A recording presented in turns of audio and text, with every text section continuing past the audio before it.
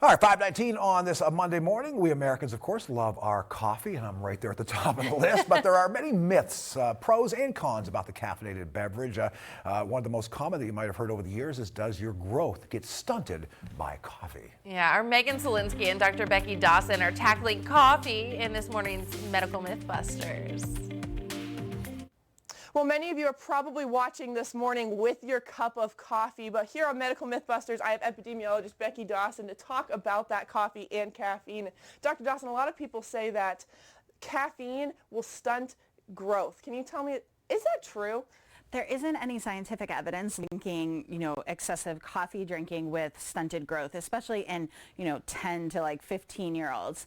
I think that, it's one of those things that maybe started out as, if you do this, you'll have, the consequence will be that. But I think, most of us don't want our kids to be drinking a lot of caffeine, especially as they're young, because it may make it harder for them to go to bed. But I think too, there's a lot of caffeine in sugary drinks. And so I think somehow this, whether it's an old wives' tale or something around those things has happened. But there actually isn't any scientific evidence that if a kid drinks coffee, they're going to have stunted growth. Your growth is predetermined by your genetics and, all the different things that go in there. And you really can't stunt it with coffee drinking.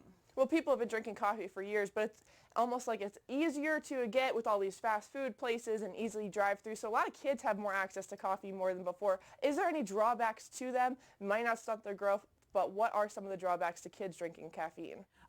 Well, maybe not the caffeine itself, but the coffee drink itself has a lot of calories in it. And so, when you have access to, a cup of coffee or a latte or a frappuccino, it's not just that it has caffeine, but it has tons of calories and a lot of sugar. And so I think the bigger concern from a scientific standpoint is the amount of sugar and the amount of calories that are in each drink and the easy access that kids have to a lot of kind of empty or liquid calories that, just aren't healthy and, obviously are contributing to problems with obesity and overweight. So I think it's more about the calories than the caffeine. And we have a lot of parents that are probably watching that might have children that are tired in the morning. Do you have any advice for them instead of just handing them a cup of coffee to have them be more awake and alert at school?